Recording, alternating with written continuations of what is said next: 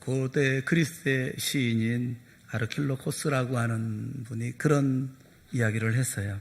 여우는 많은 것을 알고 있지만 고슴도치는 한 가지 중요한 것을 안다. 그래서 여기에서 여우와 고슴도치 그런 이야기가 나왔습니다. 여우는 영리합니다. 그래서 많은 방법을 가지고 고슴도치와 싸웁니다. 고슴도치를 공격할 수 있는 많은 방법을 생각해내고 또 그것을 실천합니다. 그런데 고슴도치는 오직 하나, 공격이 오면 웅크리는 것입니다. 그 하나밖에는 없어요. 그래서 웅크리면, 그리고 가시를 고추 세우면 그게 방어고 그게 공격인 거예요. 그래서 여우가 지혜롭다거나 고슴도치가 미련하다, 지금 그런 얘기하는 게 아닙니다. 여러 가지 전략을 동시에 취하지만 뒤죽박죽 되기 쉬운 여우보다는 한결같이 단순한 전략을 밀고 나아가는 고슴도치의 방법을 택하라, 그런 얘기예요.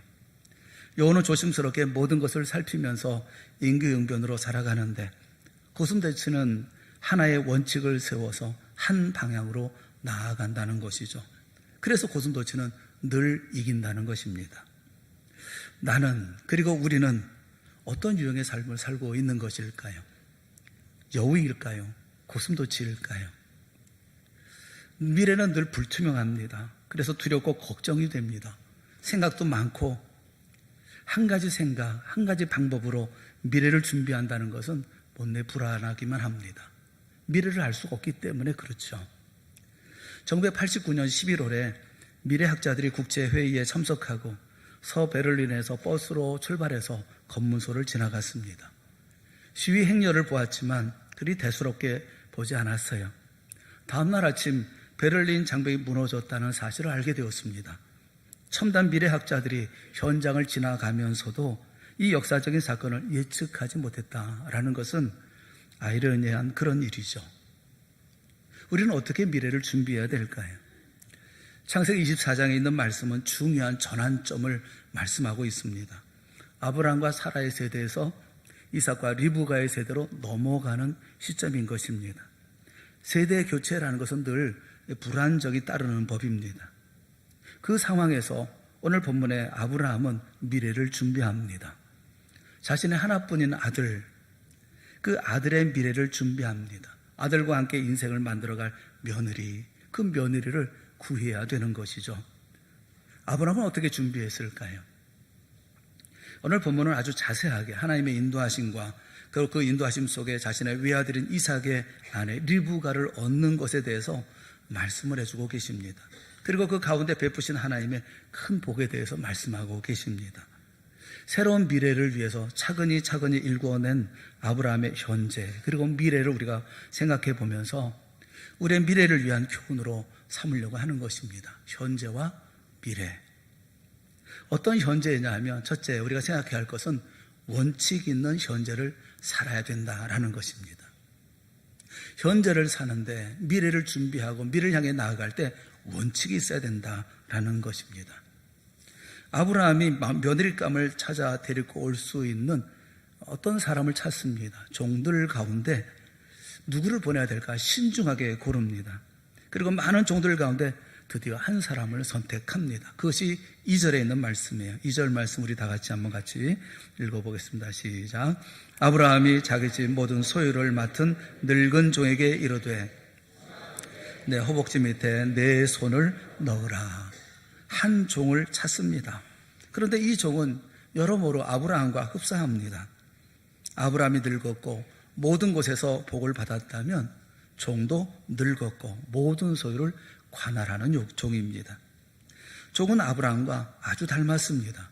지위라든가 나이라든가 직책이라든가 모든 면에서 아브라함을 대신해서 이 과제, 며느리를 얻는 이 어렵고 힘든 과제를 수행할 적임자였었던 것입니다. 이 종은 제사를 관리하고 담당하고 관리하는 아브라함이 신뢰하고 함께 늙어가는 그런 종인 것입니다. 그런데 이름을 밝히고 있지 않습니다. 누굴까요? 아브라함의 종들 가운데 이름이 밝혀진 종은 엘리에셀밖에 없습니다. 일부 학자들은 이 본문의 종이 바로 그 엘리에셀일 것이다 라고 생각합니다. 확실한 것은 아니지만 그렇다면 아브라함이 자기의 아들로 삼으려고 했었던 그 종이었다고 하면 그 종은 아브라함의 마음을 얼마나 잘 알겠습니까? 아브라함은 늙은 종을 부릅니다. 그리고 맹세를 시킵니다. 그 맹세는 며느리를 얻기 위한 조건에 대한 맹세였습니다. 그 맹세는 3절 4절에 있습니다. 3절 4절 말씀 우리 같이 읽어보겠습니다. 시작. 너는 내가 거주하는 이 지방 가나안 족속의 딸 중에서 내 아들을 위하여 아내를 택하지 말고 내 고향 내 족속에게로 가서 내 아들 이삭을 위하여 아내를 택하라. 여기 조건이 두 가지가 있습니다. 내 아들의 아내 될 사람은 우리가 살고 있는 이 가나안 땅에서 택하지 말고 내 고향 내 족속에게서 택하라 라는 것입니다. 또 하나의 조건이 뭐냐 하면 두 번이나 거듭 말하는 것이 내 아들 이삭을 위하여 라고 말하고 있습니다. 이 종은 이삭이 어떻게 얻은 아들인지, 아브라함에게 이 아들은 어떤 아들인지를 너무 잘 압니다.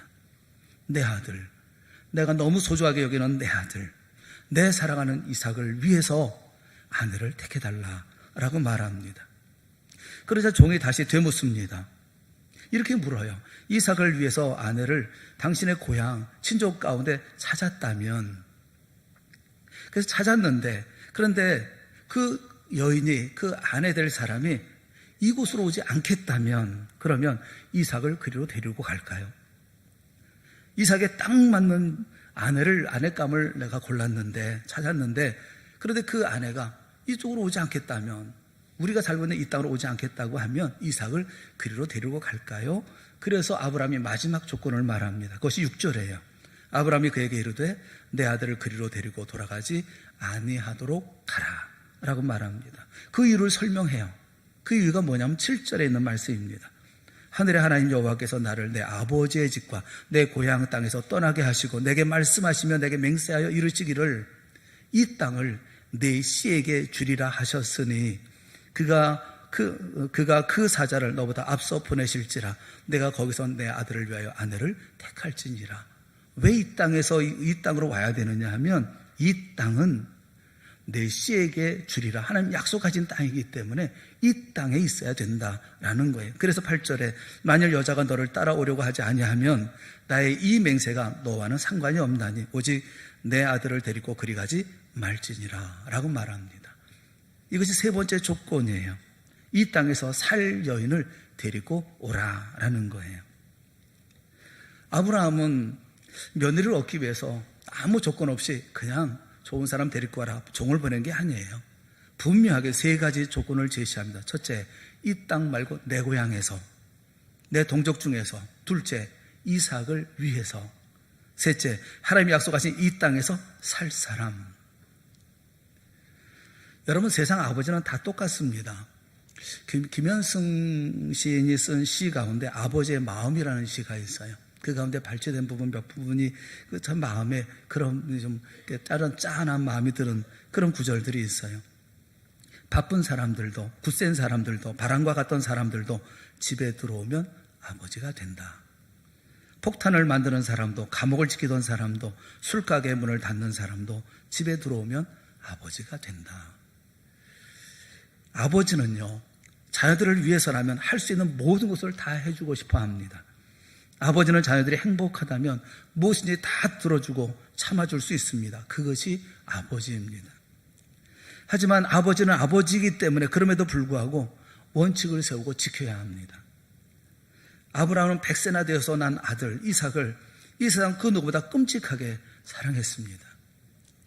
이 아들이 지금 40세가 되었어요. 나이 40세가 되었으니 오랜 시간이 지났는데도 이제 빨리 결혼시켜야 되는 그런 급한 마음도 있지만, 그러나 며느리를 얻는 일에는, 이 이삭의 아내를 얻어주는 일에는 분명한 원칙이 있었습니다. 이 땅 여자는 안 된다. 하나님이 약속하신 이 땅에서 살 여자가 아니면 안 된다. 내 동족에 가야 된다. 믿음의 원칙이 분명했다는 거예요. 흥미로운 것은 그러나 결국 여자의 선택이 가장 중요한 결정이 되는 것이 아니겠어요? 동족의 여자라 할지라도 아무도 여기 와서 살지 않겠다라고 얘기하면 며느리는 구할 수 없는 것입니다. 이삭의 결혼은 기약 없이 그저 미뤄지기만 하는 것일 뿐일 거예요. 그래서 아브라함의 조건이라고 하는 것은 현실적인 아무런 대책도 없는 자신만의 고집처럼 비춰집니다. 여우와 고슴도치. 그때그때 상황에 따라서 임기응변으로 문제를 풀어가는 여우와 분명한 원칙과 조건을 고수하면서 밀고 나가는 고슴도치. 그러고 보면 아브라함은 고슴도치였습니다. 그가 현재 아는 한도 내에서, 그가 할 수 있는 한도 내에서 그런 최선을 다합니다. 하지만 고향 땅의 며느리감 후보자들이 몇 명이나 되는지, 누가 좋을지, 그 어떤 성품을 가지고 있는지 정보가 턱없이 부족했어요.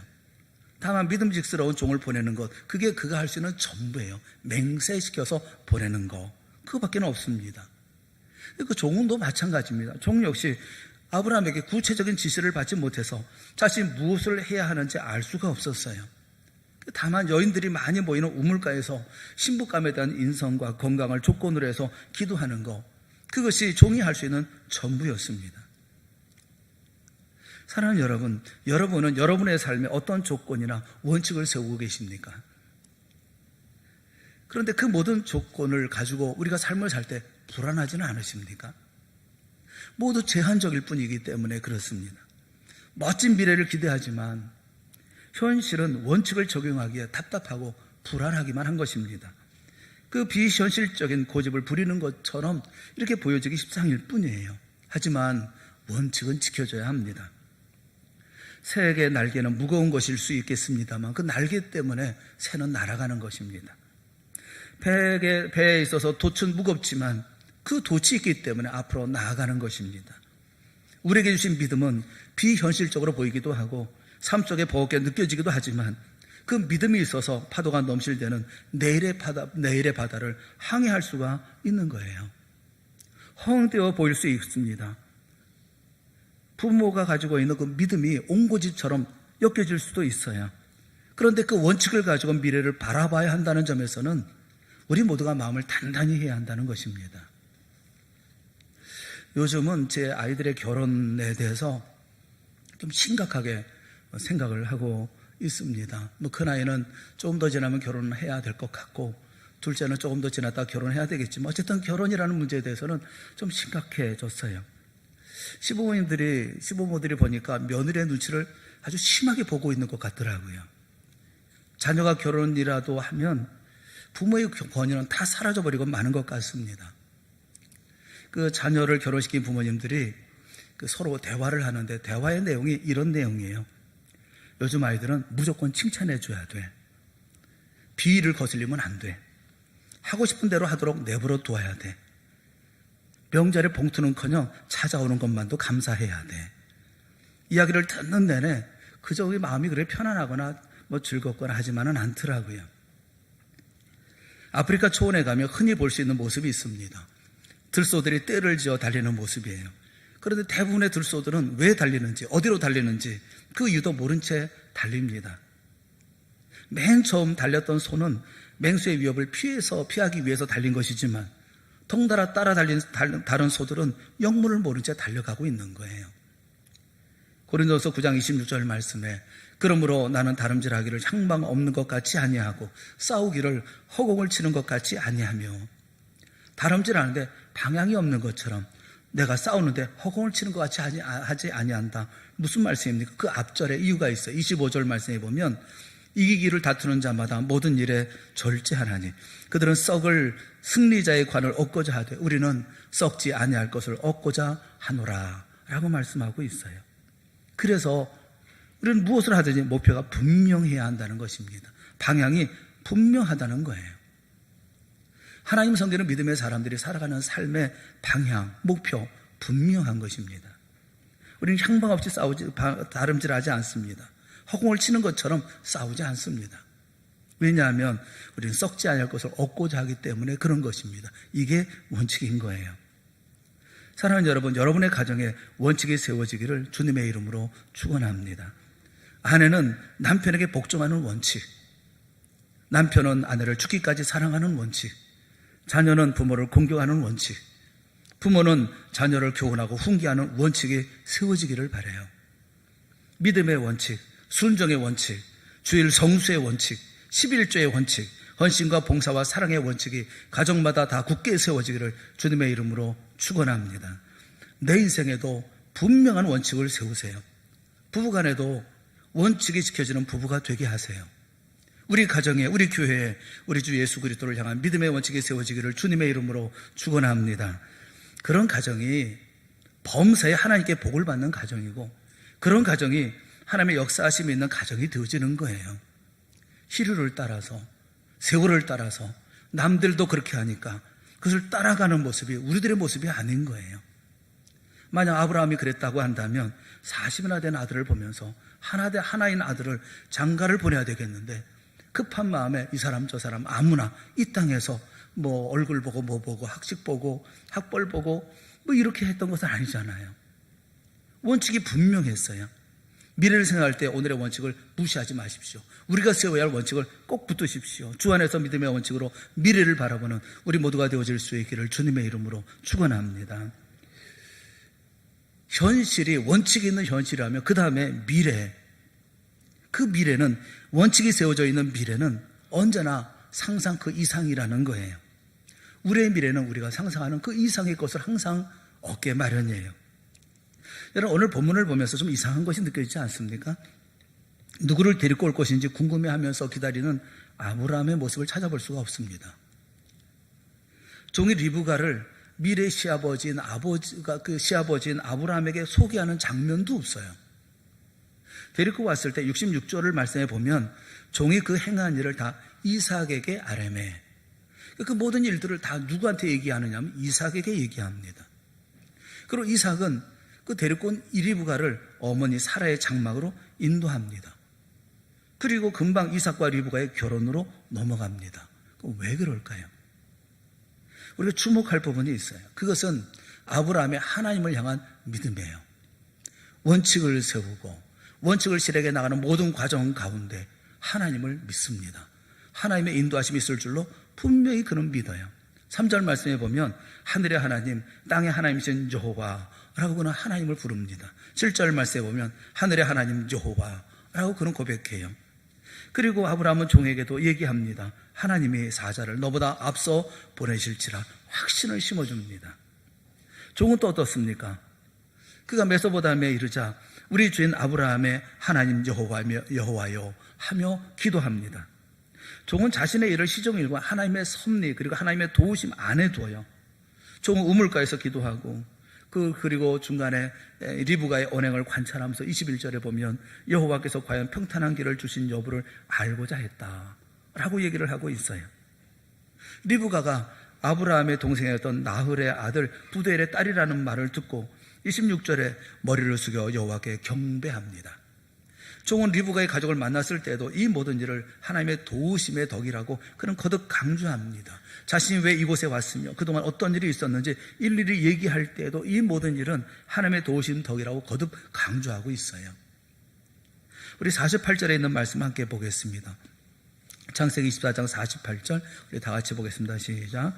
내 주인 아브라함의 하나님 여호와께서 나를 바른 길로 인도하사 나의 주인의 동생의 딸을 그의 아들을 위하여 택하게 하셨으므로 내가 머리를 숙여 그에게 경배하고 찬송하였나이다. 하나님 앞에 감사해요.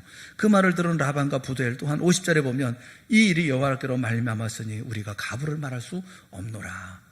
그렇게 말합니다. 한 달 이상 걸린 여행이었습니다. 제대로 된 밥을 먹어본 지도 오래되었어요. 금강산도 식후경이라고 하지 않습니까? 우선 밥 먹고 배 채우고 그리고 차근차근 문제를 풀어가고 그 얘기를 할 수 있는 것이 아니겠어요? 그런데 라반이 차려놓은 그 모든 음식 앞에서도 그는 하나님에 대한 기쁨, 하나님의 인도하심에 대해서 이렇게 절절히 얘기하고 그리고 난 다음에 밥을 먹겠다. 그렇게 얘기를 합니다. 인상 깊은 말씀은 15절에 있는 말씀이에요. 말을 마치기도 전에 라는 말씀이에요. 종이 하나님 앞에 기도하는 겁니다. 이렇게 하시면 그 사람이 이삭을 위해서 하나님이 정해주신 사람인 줄로 알겠습니다라고 기도하고 있었는데 기도가 마치기도 전에 이 부분을 라반에게 말하면서 45절에 보면 내 마음속으로 말하기를 마치기도 전에 라고 하나님의 인도하심이 놀랍다고 힘줘서 말하고 있어요. 사랑하는 여러분, 우리 모든 미래의 조건 하나님 앞에 아뢰기도 전에 이루어지는 역사가 있기를 주님의 이름으로 축원합니다. 미래는 하나님의 손에 있는 거예요. 다시요. 미래는 하나님의 손에 있는 거예요. 여러분이 이루시는 게 아니에요. 여러분이 만들어갈 수 있는 게 아니에요. 하나님이 인도하실 것이라는 믿음이 아브라함에게 있었습니다. 분명한 조건 몇 가지. 그러나 그 일의 이루어짐은 하나님의 손에 있음을 믿고 있었던 거예요. 우리도 이런 믿음을 가져야 되지 않습니까? 우리가 전도를 하고 있어요. 12월 25일 목표하고 해피데이 전도하면서 우리가 하고 있어요. 원칙이 있어요. 예수 그리스도의 십자가를 증하고 그들의 영혼을 구원하기 위해서 그들을 긍휼히 여기고 할 수 있는 대로 접촉해서 그들과 말씀을 나누고 간증하고 생명을 전하고 환희의 삶이 뭔지 그리고 기쁨의 삶이 뭔지를 전하기를 원해요. 그런데 마음속에 한 마음에 이런 마음이 들죠. 요즘 세상에 전도가 되나? 한계가 있어요. 현재의 한계가 있어요. 그러나 여러분 믿으세요. 주님께 맡기세요. 내가 말을 마치기도 전에 주님께서 이루어질 줄로 믿습니다. 우리는 하나님을 믿는 믿음을 가지고 원칙을 가지고 나아가는 거예요. 그럴 때 주님께서 그 역사를 이루어주시는 거예요. 그렇게 미래는 이루어져 가는 것이지 용의주도하게 우리가 준비를 해서 되는 게 아니에요. 원칙을 가지고 끝까지 달려가는 삶이 우리 가운데 있어져야 되는 거예요. 그런데 여기 놀라운 하나님의 은혜가 또 있습니다. 하나님은 언제나 우리가 바라는 것 그 이상의 것을 주셔요. 아브라함도 이삭도 종도 모두가 다 하나님이 리브가를 주신 것에 대해서 감사합니다. 그들이 원칙 몇 가지를 세워놓고 왔는데 오자마자 만났어요. 오자마자 그 가정에 가서 만나보니까 이 사람이 그 사람이에요. 그래서 기쁨으로 그 사람을 데리고 또 가자고 얘기했더니 그도 또 가겠다고 얘기합니다. 모든 것이 척척척척 다 들어맞아요. 너무너무 감사해요. 하나님의 인도하심이 너무너무 감사한 거예요. 그런데 여기 한 가지 빠진 게 있어요. 우리가 주목해서 보아야 할 한 사람이 또 한 사람이 있습니다. 그것은 바로 리브가의 유모예요. 59절에 보면 그들이 그 누이 리브가와 그의 유모와 아브라함의 종과 그 동행자들을 보내며 누구를 보냈느냐 하면 리브가를 보냅니다. 그리고 그의 유모를 보냅니다. 사실 몸종 하나가 자기의 여주인을 섬기기 위해서 따라왔다고 하는데 그가 누구이고 그 이름이 무엇인지 알아야 할 필요는 없어요. 근데 세월이 많이 흘러갑니다. 많은 세월이 흘러갑니다. 그러고 난 다음에 창세기 35장에 보면 이거 주님께서 그들 가정에 베푸신 은혜가 무엇인지를 무릎을 치면서 깨닫게 되어집니다. 창세기 35장 8절에 있는 말씀 우리 다 같이 한번 읽어보겠습니다. 시작. 리브가의 유모 드보라가 죽음에 그를 베델 아래에 있는 상수리 나무 밑에 장사하고 그 나무 이름을 알론 바굿이라 불렀더라.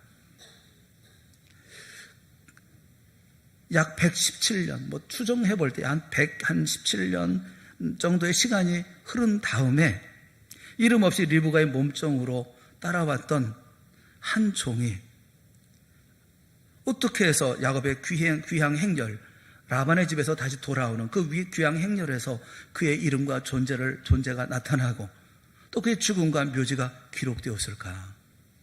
이것은 정말 놀라운 일이 아닐 수가 없어요. 왜 이 사실이 크게 놀랄 일인가 하면 그 유모의 주인 되는 리브가의 죽음에 대해서는 성경은 한마디도 하지 않고 있습니다. 리브가가 어떻게 죽었는지, 언제 죽었는지 성경은 말씀하고 있지 않아요. 그런데 이 몸쪽의 죽음에 관해서는 온 이스라엘 집안이 그의 죽음을 애도하고 있었다라고 말씀하고 있어요. 말이 좋아 유모지 종입니다. 이 종은 이름도 없습니다. 자기 여주인 리브가를 따라올 때만 해도 기록되지 않았던 여인이에요. 그런데 이 몸종이 죽었을 때 그의 이름이 밝혀집니다. 그리고 온 이스라엘이 그의 죽음을 통곡하며 장례식을 치릅니다. 그리고 무덤의 위치도 기록이 돼요. 얼마나 슬펐으면 그것을 알론 바굿이라 불렀겠습니까? 알론은 상수리 나무라는 뜻이고 바굿은 슬픔, 통곡이라는 말이에요. 그러니까 통곡의 상수리 나무라는 말이에요. 이 말은 다른 말로 얘기하면 통곡의 무덤이라는 것입니다. 성경에 누구의 죽음을 이렇게 통곡한 일이 있습니까? 그런데 이 종이 얼마나 큰 사랑을 받았으면, 그 가정에 얼마나 소중한 사람이었으면 이렇게 슬퍼하며 통곡하며 그의 죽음을 기억하고 있는 것일까요? 그의 이름도 드러냅니다. 드보라. 성경에 기록되어서 오래오래 기억되어지는 이름으로 그는 남습니다. 야곱은 객지 생활 20년에 사랑하는 어머니 리브가의 죽음을 보지 못합니다. 그렇게 자기를 사랑해서 아버지 이삭의 축복 기도를 받게 해주었던 어머니, 그리고 형 에서의 칼날을 피해서 자기를 안전하게 외삼촌의 집으로 피신시켜 주었던 어머니였습니다. 뜨거운 눈물과 사랑으로 자신을 보낸 어머니였어요. 야곱은 끝내 어머니의 임종을 지켜보지 못했습니다. 그런데 야곱이 그 사랑하는 어머니의 죽음을 슬퍼하면서 객지에서 울었다라는 말씀이 없어요. 또 14년 세월을 바쳐서 사랑했던 아내 라헬이 막내 베냐민을 낳다가 죽었지만 라헬의 죽음에 대해서 아무런 슬픔에 대한 기록도 찾아볼 수가 없습니다. 그런데 종이었던 드보라, 그가 죽자 통곡하면서 그의 죽음을 슬퍼합니다. 안타까워합니다. 이유가 뭘까요? 여주인을 따라서 약속의 땅으로 따라왔던 이 여인이 100년도 더 지나서 야곱의 귀향 행렬에 동참하고 있었고 그 여행 중에 죽었다는 사실이 이 파노라마 같은 이 여인의 삶을 우리에게 짐작하게 합니다. 리브가의 유모였던 드보라는 어떤 인생을 살았을까요? 리브가를 따라서 드보라는 이삭의 집으로 이제 옮겨옵니다. 그리고 종으로 섬깁니다. 그런데 이 내외 리브가와 이삭과 리브가의 이 부부는 20년 동안이나 자식이 없습니다. 정성으로 이들을 섬기면서 걱정하고 리브가를 위로하고 소망을 주었을 거예요. 그리고 20년 만에 드디어 쌍둥이 에서와 야곱이 태어났을 때 이 유모였던 드보라는 누구보다 정말 기뻤을 것입니다. 그리고 에서와 야곱은 당연히 이 여인의 사랑의 손길 아래서 자랐을 거예요. 쌍둥이 아들들을 키우는 것은 드보라에겐 큰 기쁨이었을 것입니다. 에서가 장성해서 부모 말을 듣지 아니하고 이방 여자와 결혼했을 때 리브가와 함께 한숨 쉬면서 같이 근심했던 것은 바로 이 여인이었을 거예요. 서로 기도하며 믿음으로 붙들어 주었을 거예요. 남편 이삭이 에서에게 축복을 빌어주려고 하자 리브가가 남편 이삭을 속여서 야곱에게 장제의 축복을 받도록 할 때에 누구와 상의했을까요? 또 누구의 도움이 필요했겠습니까? 드보라였을 것입니다. 형 에서를 피해서 도망하는 것을 도와준 것도 드보라였을 거예요. 이후에 리브가는 야곱을 2번 다시 보지 못하고 죽은 것 같아요. 아마도 리브가는 임종 때 드보라에게 야곱을 부탁했을 것입니다. 성경에는 기록을 우리가 찾아볼 수가 없어서 드보라가 야곱을 따라서 외삼촌 라반의 집에 언제 갔는지는 알 수가 없어요.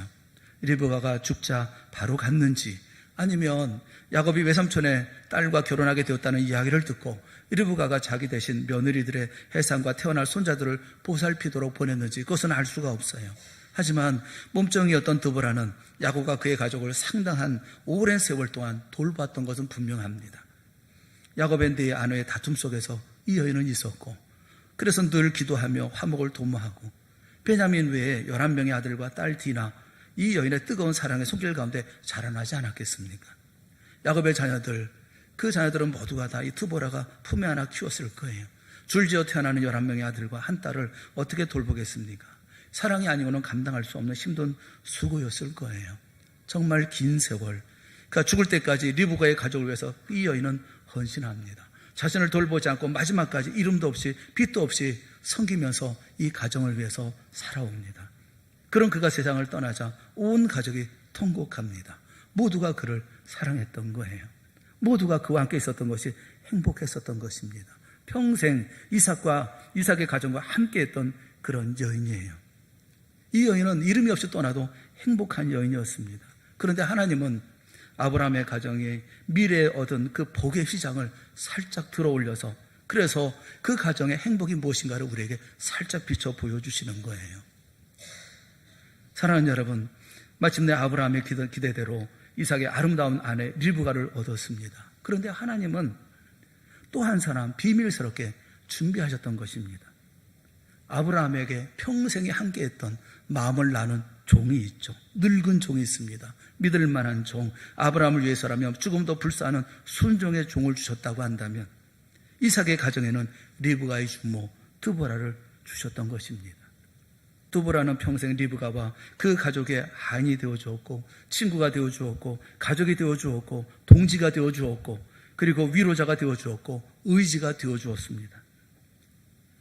세상에서 가장 큰 복은 좋은 사람 만나는 거예요. 평생 곁에 한 사람이 있어준다는 것은 그건 엄청난 복인 거예요. 나를 믿어주고 나를 신뢰해주고 내가 어려울 때 위로해주고 그리고 나와 함께 해줄 수 있는 사람이 내게 있다고 하는 것은 그건 큰 복인 것입니다. 우리에게 하나님께서는 놀라운 은혜를 베풀어 주시는 것이 미래의 삶인 거예요. 아브라함이 알았겠습니까? 이삭이 알았겠습니까? 종인들 알았겠습니까? 그리고 당사자인 리브가인들 알았겠습니까? 그 유모로 가져왔던 그 여인이 마지막까지 그 가정에서 그렇게 헌신할 줄을 누가 알았겠습니까? 하나님만 의지하고 믿음의 조건만을 원칙으로 내세우며 미래를 향하는 가정에 하나님께서는 정말 상상도 하지 못했던 큰 복을 주셨던 것입니다. 그것은 아내 리브가였고 그의 유모 드보라였던 거예요. 우리에게는 주님 예수님이 우리와 항상 함께 계셔서 인도해 주시고 은혜와 능력을 베풀어 주십니다. 그리고 또 하나 우리에게 항상 함께하는 좋은 사람을 우리에게 주십니다. 원칙을 세우십시오. 내가 만들어가는 미래가 되지 아니하고 주님께서 만들어주는 미래의 삶을 사십시오. 그 가운데는 우리가 상상도 할 수 없었던 놀랍고 귀한 것을 예비하고 계심을 우리로 보게 하여 주실 줄로 믿는 거예요. 오늘 우리는 분명한 십자가의 원칙을 가지고 내를 향해서 나가야 될 줄로 알아요. 그럴 때 우리 주님은 우리에게 사람을 주십니다. 날 위해 기도하는 사람을 주십니다. 죽을 때까지 마음을 함께하는 사람을 주십니다. 날 사랑할 사람을 주시고 내 곁에 헌신할 사람을 주십니다. 우리가 편히 기댈 사람을 주시는 거예요. 주 앞에서 이와 같은 미래가 여러분의 삶의 미래로 펼쳐질 수 있기를 주님의 이름으로 축원합니다.